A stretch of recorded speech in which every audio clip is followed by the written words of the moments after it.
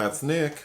And that's Joseph. And today we're here to talk about Doctor Strange in the Multiverse of Madness, which is the 16th film directed by Sam Raimi, which is being released courtesy of Disney on May 6, 2022. Notably, it is the 28th Marvel film, Phase 4 of the MCU, and it is a sequel to the 2016 film Doctor Strange, which of course was directed by Scott Derrickson. Well, I think everyone knows that we are not like Marvel nuts. We are not, and if you don't want anything to be spoiled or don't want to hear authentic opinions about this kind of material, then I suggest going somewhere else. That being said, I didn't hate it. I just, this universe doesn't appeal to me very much, and I haven't seen all of the Marvel movies, so I was not well oriented coming into this film. Mm-hmm. And Doctor Strange, I know I saw the first one. You did. I recall not liking it. You complained vehemently, yes. I couldn't tell you anything about that movie or this character. Uh-huh. I do know that Doctor Strange, his sort of integration into the plot of Spider-Man No Way Home. Yes. Or Homecoming. No Way Home. I thought that was kind of stupid. Yes, and this is specifically, I guess, set a few months after the end of that film, because, of course, as you remember, in the last Spider-Man film, we really get into the multiverse. Okay, so I'm gonna give the plot, but I don't know all the characters, so things are lost on me. Do you mind if I interrupt you with I probably know just a titch more than you. I know that you do. Okay, the basic story. There is a young girl, like a teenage girl named America Chavez. And her superpower is she can jump from one universe to the next. And apparently that's a big deal. Okay, so she's being chased by something. Mm-hmm. And Doctor Strange is attempting to assist her. So, based on a conversation Doctor Strange and Wong are having, mm-hmm. they sort of determine, the thing that was, chasing her, trying to take her, is probably, by way of, some sort of witchcraft. So Doctor Strange says, oh, well, I know the baddest witch out there. Let me go talk to her. Are you a good witch? So Doctor Strange goes to Wanda, and apparently that show WandaVision is about this character? Yes. And is the same lady playing her in WandaVision? Yeah, and Elizabeth Olsen, she was introduced, I believe, in the 2014 Captain Marvel, and then was really heavily featured in Age of Ultron in 2015. So she, even before WandaVision, which really goes into depth on her, she was appearing. I couldn't tell you a thing about this lady except that she's the older sister of the Olsen twins? Younger. Oh, she's younger? Yeah. Oh, okay. Well, that could track. Well, how old are the Olsen twins then? A little bit older, not much, but you know her from Red Lights, starring Sigourney Weaver. The only thing I remember about Red Lights is Sigourney Weaver, mm-hmm. Robert De Niro, mm-hmm. Cillian Murphy. Yeah. I don't remember her. Robert De Niro. Natasha Richardson. No. Anyway, so Martha Marcy May Marlene is a must-see if you like Elizabeth Olsen. Well, she's my favorite part of this movie. Same. But anyway, Doctor Strange goes to talk to Wanda and says, hey, you might be able to help me. There's this girl who can jump from universe to universe and someone's chasing her. And I think maybe you might be able to help with that. And she says, I'm so glad you came and told me that because the person chasing her is me, girl. It doesn't quite play out like that, but sure. She does say that's what she says basically. Okay. I'm so glad you came to tell me that because I'm the one chasing her. Mm-hmm. And I want her because I need to be able to jump to an alternate universe.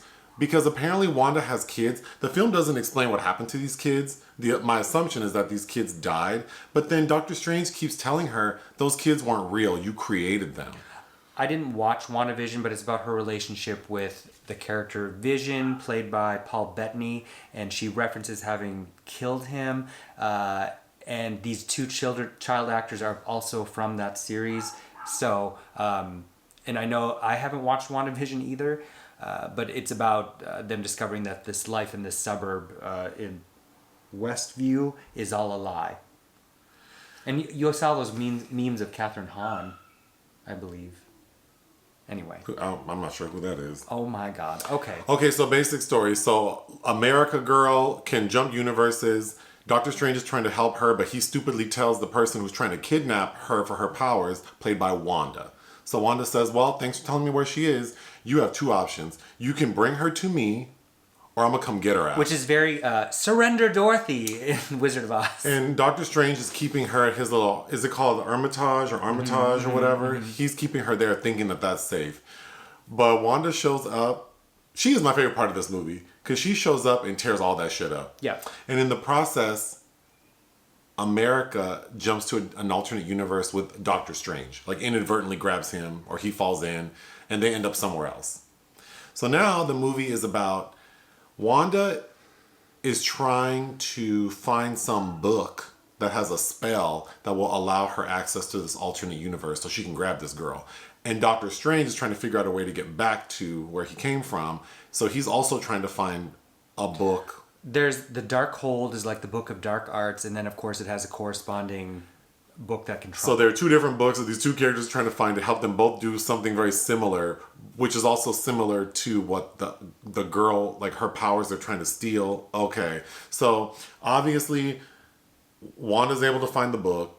She casts her little spell, takes America and is holding her hostage with the intent of like taking her powers and like destroying the universe. And we can get into all that. And then Doctor Strange finds the book he's looking for. And there are a lot of spoilers in that because there's like an alternate, like, I don't know what they're called, Avengers? They're not, no. No? Also, it's notable, I think, what's her face? Maximoff is an ex-Avenger as well. Well, we can talk about that. It's not an Avenger, Defender, it's the Illuminati. Well, we can talk about that. Okay. So then Doctor Strange is able to save, he tries to save America, but he's unsuccessful. And we can get into that. Mm-hmm. But we find out the only person who can defeat Wanda is America, the girl. Like, because throughout the film, she's saying that this power I have no control over. And Doctor Strange says, yes, you do. He gives her this little monologue that I thought was kind of weak, but she harnesses her power, and her plan was, and which worked, is she throws Wanda to that universe where her children are. And so her children see her as like this witch who looks pretty just like the mom. But the kids are there with their real mom and they see the witch and they're like, no, we're scared of you. Don't take us. We want our mother. And that causes bad Wanda to be like, okay, I'm going to stop this shit because I'm hurting my children. After she already used their version of their mother in that universe for ill will. We can talk about that. So Wanda says, you're right. I need to give up this plan. There's no point. They already have a mother and a home. Which she was already told, but okay. We need to talk about that too. So Wanda decides to destroy the book that gave her the power to do this. Across every universe. In the multiverse. So this will never happen again until the next movie probably. Yeah. And then she goes away. The end. But of course, it's never the end. But there are two, after credits sequences. Two postscripts, yes. The first one features Charlize Theron as a character. I don't know who that is. So I had to look that up. She's a character named Clea, who eventually becomes Doctor Strange's wife. Oh, God. Well, she shows up saying, because we're told that when two universes collide, it can create some sort of abnormality called an incursion. What's that song, When Worlds Collide? From Leona Lewis? No. Oh. God. That beat she stole from Avicii? That heavy metal-ish song. Anyway. Oh, I don't know. Something, Power Man 3000 or something? I don't know. So Charlize Theron shows up and says, hey, you created this incursion. And the incursion looks like a world that's all flipped upside down like the movie Inception. So she shows up and says, hey, you want to help me fix this shit? And then they vanish.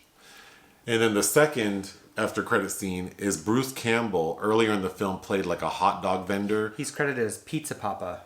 Oh no, he's selling pizza balls, which looked so good. They looked so damn good. But he is kind of rude to Doctor Strange, so Doctor Strange casts a spell on him where he punches himself. And Doctor Strange says, it'll last like 3 weeks.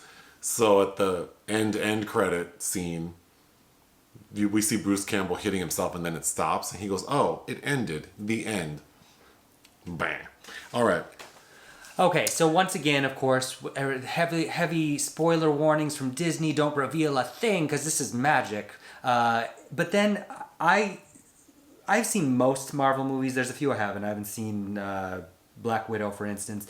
But when we get to this Illuminati, which based on the So the Illuminati in this universe is like our version of the Avengers, right? Yeah, or the Okay. Defenders, or all of these. Of course, it's just another group of similar type people that they all slap together. But the revelation of all of these people had everybody like making gasps. But I didn't know who any of these people were, but I recognize the actors. All the shit's been leaked already, which I think is funny. But So they tell us not to say anything. yeah, but it's already been leaked. Like all the like John Krasinski is one of the Fantastic Four, and that reboot is part of this. Well, to be clear, we're only giving spoilers because if you look at the date this video is published, I'm publishing it the day the movie comes Yeah. out. So to follow instruction, somewhat.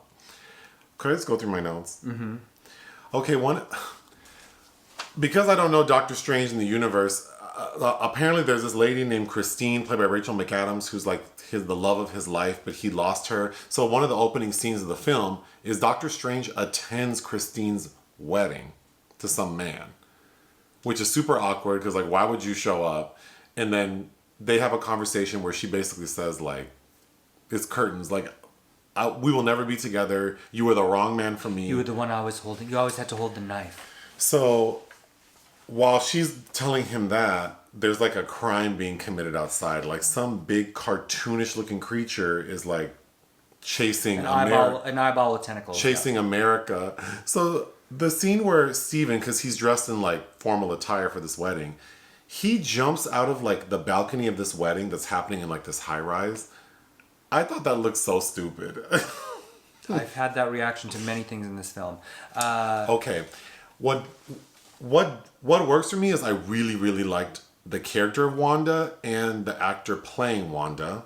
I think she brought a lot. She also reminded me of like if you mix like Kristen Wiig and Sissy Spacek from Carrie. Sure, you also mentioned Vera Farmiga. Or Vera Farmiga. Yeah. I really liked that lady's look. Yes. And then I really liked her character's motivation. Okay, I like the motivation in that she has one, unlike all of these other kind of pretentious, over-the-top superheroes who are so cocky it's obnoxious. And but her motivation also makes her seem crazy. Yeah, that's a downside. It's As in, like, I'm not a monster, I'm a mother. And then she is told, what are you going to do with the mother of the children in the other universe? And then, of course, as you've already explained how that plays out, why couldn't she just be like, "What? Can I be these children's auntie?" No, can we explain that? Because, or can we get into that too? I'm so off track. But early on, when Wanda says, I'm taking this girl's, like I'm abducting this girl to steal her power so I can jump to the alternate universe and have my kids, Wong tells her, girl, what about their actual mother? You just gonna show up and like what, kill their real mother? Like they're not gonna know? Like how's that gonna play out? That she uses the dark hold because there's a spell that allows her to use her doppelganger in another universe like a puppet, which is called. Well, we need to explain that better. dream walking. Yeah, but Okay. that sounds Okay. confusing the way you just said. So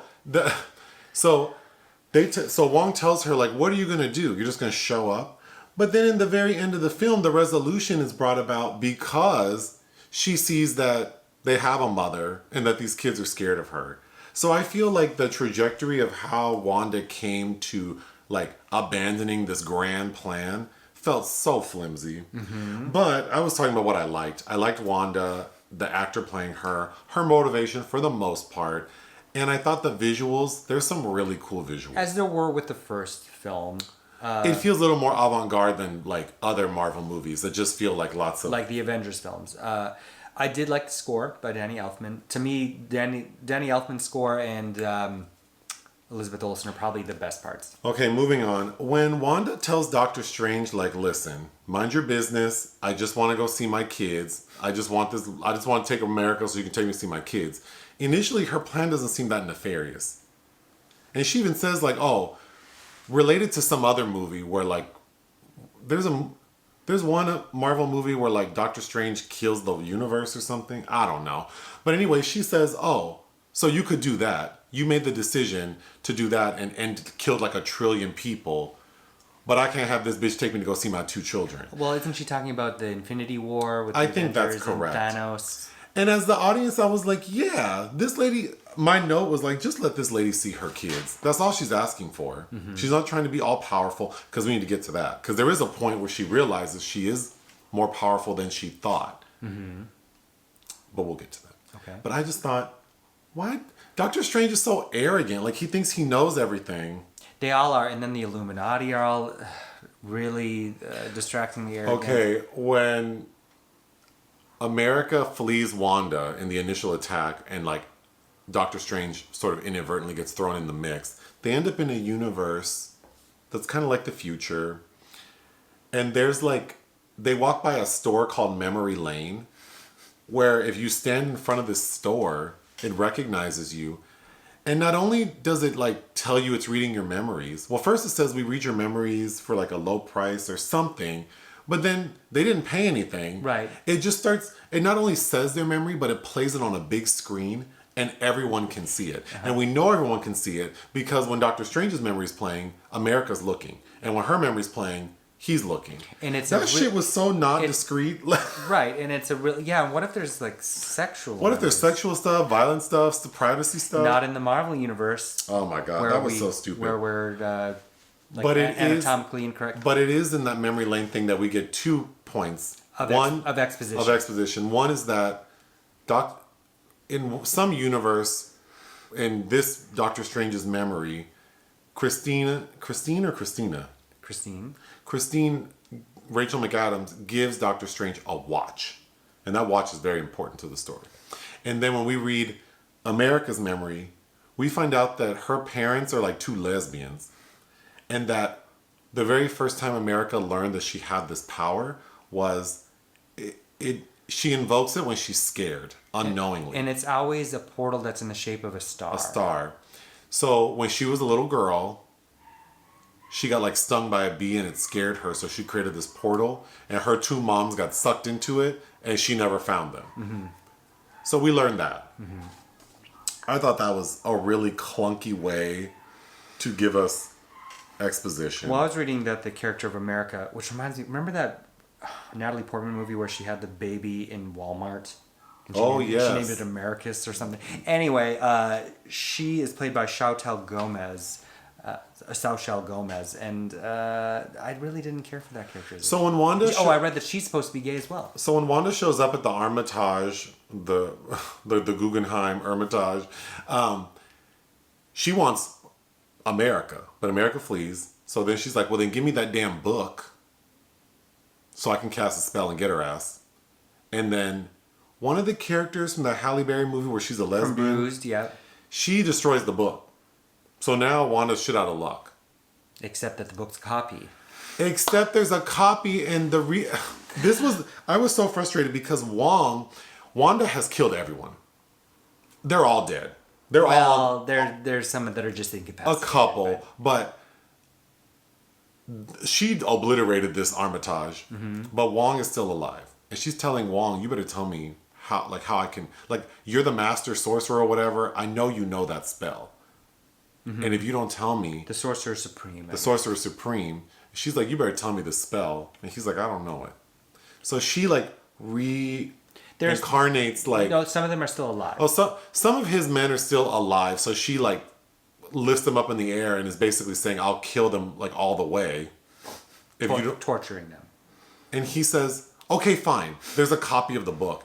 Are you serious? Well, so you're going to forfeit, like, countless lives for these 4 people who... They all are trained warriors who have... They even say, like, we're ready to die. And they're already half dead. And you give this lady the spell? They're printed in stone in this mountaintop palace called WandaCorp, where there's these large hulking beasts that seem to be there to worship the Scarlet Witch. So the copy of the book is written in the walls. They go, and it's important to know that that's when Wanda finds out that in this, whatever you just called it, there's a shrine to her. And these big 4 hulking creatures you described are like her servants. It kind of reminded me of Ghostbusters a little bit. Yeah. There's a lot of reminiscent things in here. Reminiscence. Not a good movie. Reminiscences, yeah. So when she's there, that's when she realizes, oh, so it was meant to be that I'm going to take over the universe. That frustrated me. Why did Wong tell her that shit was there? And if Doctor Strange would have just let her go see her kids in the first damn place, she wouldn't be in this temple with the understanding that, oh, I'm about to run everything. I hated that so much. Or what if she was just nice to this America person and said, like, hey, could you help me? Every now and then, could you bring me to these universes to see these damn kids? Because when we first meet Wanda, she's in her little apple orchard, living her best life, trying not to hurt anybody. Pretending. But not really. She's pretending because she was already chasing that girl. But it's like, Wanda seems reasonable-ish. Like, I mean, I don't know. I haven't seen anything else with her, so I don't know. Okay. But in this movie, for the person who doesn't know, it seemed like she was reacting to how Doctor Strange was treating her. So, I mean, you can only push people so far. So, when we get to this new universe, of course, Rachel McAdams' character's there. And we find out this lady has a PhD in multiverse studies. I mean, that's ridiculous. It's so stupid. There are so many inconsistencies with how this multiverse works. Which Okay, is talk about which that. is much like how the Marvel universe has unfolded itself. It's how there are no rules. There are no rules, and it's just like some of these people in some of these universes, and most of these universes seem to have the same trajectory. And it at the end where we find the evil Doctor Strange that the main Doctor Strange has to go up against, who's in this like Tim Burton type sepulcher, and he says, prove that you're from the multiverse. And he's like, well, we had a sister. But why would they have a sister across all the multiverses? Yes. They're just details like that. Why does Rachel McAdams always have a romance with Doctor Strange? Who, by the way, I forgot that she's in the 2016 Doctor Strange. I forgot that her and Michael Stuhlbarg are both in that. But I really want to repeat what you said because I was so confused. Like, why would, if there are alternate universes that have very different landscapes and ways of life, why are all these characters they're not even assuming. We see that they have a very similar trajectory and they're interacting with the same types of people. So, I mean, I know these comments are going to be lit up, but I guess these universes could be like mirrors where it's like, yes, you and I would be together in this alternate universe, but then maybe because of how the environment is, our relationship's not the same or something. So, sure, but I wish they would have just maybe been more clear to me, and maybe in other Marvel movies the multiverse is explained, but I just felt very unsettled. It seems like we went from prior to having a multiverse in the Marvel films, because you have some characters that are like kind of tiptoeing around the multiverse, then all of a sudden it's just like everybody knows what the multiverse is. You're from the multiverse, I'm from the multiverse. Okay, the Illuminati is comprised of John Krasinski, who looked a little rough. Reed Richardson, and then there is a black lady, Lashana Lynch, who I think is Captain Marvel. But then there's someone who looks like Captain America. Black Bolt, played by Anson Mount. I had to look that up. No, the guy who talks? Yeah, with his voice. That's not Captain America. No, I said Black Bolt. Oh, I said someone's Captain America. That is Haley Atwell, who's Captain Marvel, because there's an animated series called What If, where in the Captain Marvel universe it's her instead of him, because she's the girlfriend character in the original Captain America. And then who plays the man with the voice? Anson Mount. Okay. Who you've seen in Crossroads. With Britney Spears? Oh. And then, of course, there's Magneto. So we get whenever I hear Crossroads, I don't think Britney Spears. Or not Magneto. What's his name? Xavier, Professor Xavier. Patrick Stewart is part of it. Yeah. Whenever I hear Crossroads, I don't think about the Britney Spears movie. I think about Maria Bamford. And how she talks about these like modern churches always have like jazzy names. Oh yes. The Jimi Hendrix font. And all their flyers have the Jimi Hendrix font. Okay. People in the audience were going apeshit over all of these people. Oh, it's so irritating hearing how grown adults we can end with that. We can end with that in a respectful way. But I did think Patrick Stewart added a nice little something. But I was confused because I guess I didn't realize X-Men and Marvel do things together. I mean, if they had the rights, we could have had Patrick as Picard. We could have had Benedict, who is also in a Star Trek movie. But anyway, describing these two books and the spells they cast. So the spell Wanda casts allows her to occupy someone else's body.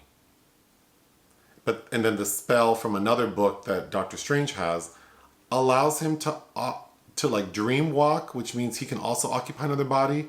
But to me, they made it seem like Wanda can occupy anyone's body, but with Doctor Strange's spell, he can only occupy his own body in an alternate universe. I don't know if that's right, but because then a character says like, well, which body are you going to use then if that universe you're gone? And he goes, oh, because we see in one universe Doctor Strange was killed. And he buried himself. So then he says... But that Doctor Strange was from... That's what it opens with, that Doctor Strange with the ponytail being chased and killed. And then America brings it into the Doctor Strange we know's universe. So it's the corpse. But he's really not from that universe anyway. Right. I don't understand. There are no rules to this, I feel. Unless I know the other movies, which I don't. But... So they do that. But before Doctor Strange does his dream walking... He goes to another universe and sees like the Incursion universe and finds himself. And that person tells him, if you take that black doll book, what's it called? The Black Hole Dark book? Hold? The Dark Hold book? Black Doll book? I don't know. That it affects you. Like, it has, like, it'll change you as a person. Like a demon. And then we see that version of Doctor Strange has a third eye. Mm-hmm. But I only bring him up because I thought the most stupid scene in this movie is those two versions of Doctor Strange in the Incursion world. They have a fight where they're using like musical notes off of like sheet music to fight each other, and then the soundtrack, which, you know, I think the soundtrack is great. Like, you know, they did what they were asked to do. I thought that was so dumb. And then I kept thinking, watching Benedict Cumberbatch as Doctor Strange and doing all the movements, it reminded me of when I was like 5 years old. And I would make my mom go to Home Depot, and you can buy wooden poles. Mm-hmm. So I made that my wand, like my scepter, and I would spend hours painting it, like with jewels and buttons, like I'd have powers. And I'd go in our garage in private, and I would pretend I was casting spells, and that's how I feel like he looks when he's doing his shit. And then I'm also so confused, like all of these characters, Wanda, all of the ones. They all shoot the same like ball of like energy. Like all the face-offs always look the same. They look the same. Like... But then I'm like, so then why do you need the musical notes? Why don't you just shoot your little Hayukin and be done with it? Why do we have to have like this elaborate sheet music? I just felt like, oh, y'all are trying to do something different because all the other fight scenes all look the same. And to me, there's always never any tension because it's like none of these people, especially with a multiverse concept, it's like none of these people will die ever. Well, but that's the Marvel universe anyway. Oh, it's so frustrating. Unless they actually die. But and no, they'll just have some other actor play him. Okay, so then when Doctor Strange does his dream walking, he has to occupy the body of his dead self. So now we get Zombie Strange. Which is kind of Sam Raimi's Darkman, which I like. That's a good Liam Neeson movie from 1990. I thought it looked... It's just this story and this movie and this character, I think, annoy me because Doctor Strange is so arrogant and kind of smarmy, but not funny enough to make up for it. Because I feel like Iron Man, like what's his name? Robert Downey Jr. as Iron Man. I don't like him either. I don't care for him either, but at least he adds a little something that makes it a little more palatable. Because he's kind of like clearly good against evil. Like he's trying to do good, but he's also kind of like self-absorbed and egomaniac. But then the way Robert Downey plays it, it's palatable enough in smaller doses. But Doctor Strange, like this Benedict man playing him, he's just so arrogant. Even the Illuminati, the entire purpose of the Illuminati to the audience is to explain how Doctor Strange is the problem with their universe. Because he thinks he knows everything. He's fucking up all the time. So it's like, yeah. Well, just like he's like warning them about the Scarlet Witch, and they're like, "Oh no, we got it." And then clearly she comes in, like when Haley Atwell's like, "I could do this all day," and then a split second later she's cut in half with her own shield. It's like, Well, and then we know none of them can defeat her, so it just feels very repetitive. Like, oh great, so we're gonna watch everyone who goes up against her die until the very end. Like, clearly no one's gonna defeat Wanda until the end. My final note was getting back to the multiverse, but really just the love story between Strange. We got cut off and I don't know where we ended, but I think I was about to complain about the love story. Your final note. Oh, my final note. The love story between Doctor Strange and Christine feels so flimsy to me, and maybe because I don't know the other movies very well, maybe it's better explained there. But in this movie, it's like, what is their connection? Because the two versions of Christine we see, they are not featuring Doctor Strange at all. She does not want any part of him. And then he doesn't seem super like loving to her. It's just like he thinks about her, and then he kind of says he wants to be like with other characters say like, you're not going to get to be with her. So I just didn't like that. Like that love story between those two felt so flimsy, and seems to be a very big motivating factor for why he's doing what he's doing. Because at one point, the version of Christine who has the PhD in multiverse studies, she has America and Doctor Strange trapped. And he's trying to like flirt with her and appeal to her. And she's like, boy, I don't want any part of you in this universe or any other universe. So it to me, it felt kind of awkward. Oh, and then she has to battle those demons that are coming out of his iris. Oh, we didn't get back to the watch. I'm sorry. The reason the watch is important is because, once again, these like mortal characters who are somehow able to keep up with these like godlike entities always annoys the shit out of me. But Christine is running with America and Doctor Strange, and they're trying to get away from Wanda, and she's like, oh, I know where you keep this book. It's locked up in this thing, but only you know how to do it. And Doctor Strange is using his little whatevers to open it, and he can't. And out of the blue, Yeah, she snatches Christine has a watch, that watch that we saw in Memory Lane. She just hands it to him. from a different universe, Christine. I don't understand how she has this watch either. and why she's carrying it with her at all times, and that she would know, because he tries to open it with his head movie and it doesn't work. And then she goes, here's your watch. And then he looks at the watch, and then the watch fits. It's not a shape that you would automatically think like, oh, a watch goes here. No. And he puts the watch on the thing, and it opens the vault to this book for him to do his little demon walking or whatever, dream sleeping. So, yes, there is so much packed into this thing. Not a lot of it makes sense to me. Yes, again, like Easter, I really hate the term Easter eggs now. I hate it. I just, ugh. Oh, I really do like Cadbury eggs. And our P.O. box is below. Go ahead.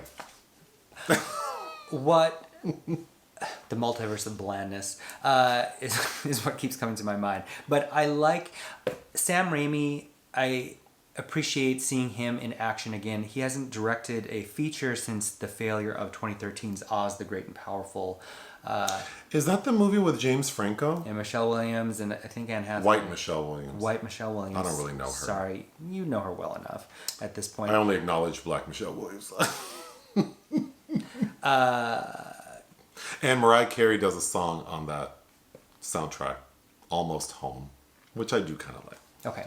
Well, Sam Raimi, I think, holds a special place in many people's heart for his Evil Dead series, which is why, of course, Bruce Campbell shows up here. I really love Drag Me to Hell. I don't mind his first... We have a poster of Drag Me to Hell in our bedroom? We do. That's such great poster art. And, of course, is... Did you put that there strategically? No. I love that. I like that film, and I love that it is technically an homage to Night of the Demon, starring Dana Andrews and Peggy Cummings. But... in his first 3 Spider-Man films, of course, you get those like Spider-Man jokes, like I bet he shoots silk out of his butt or whatever. I don't know. The comedy in this is not working for me. There were whole ass adults, like people my age in the theater, laughing like. But it felt like that laughter, like Dave Chappelle was on the screen, so I don't know. It felt like that laughter where people were really trying. They wanted to like it more than they did, and again, I feel like it's one of those things where people don't really admit how subpar they think it is. But I wanted to end on a more respectful note, but just saying that it's not for me. Clearly, it's not for you. I appreciate people like it. It's just not my style of like storytelling or humor or action or I don't know if we're gonna see people kill things or things get killed. I don't know. It's like either show it the full way or don't even. Just tell me. I don't need to see some cartoonized murder. Because even the audience reacted very grandly to the opening sort of attack with that big cartoon monster looking thing. Mm-hmm. And Doctor Strange like yanks out its eye with like a light pole. Mm-hmm. And it's like, that is very violent. But I'm assuming because it's like a cartoonish looking thing and it's not a human, the MPAA thinks it's appropriate. Mm-hmm. To me, I don't know. But again, if that's what you like, if you're okay letting little teenagers watch it, that's fine. So I don't want to keep shitting on this movie. What else do you have about it? Nothing. What would you give it? 2. I would give it 2.5. We're recording this on our wedding anniversary. Yes, we are. So Hopefully we'll watch something better tonight. Oh, yeah. Yeah. Okay. Anything else? No. Bye.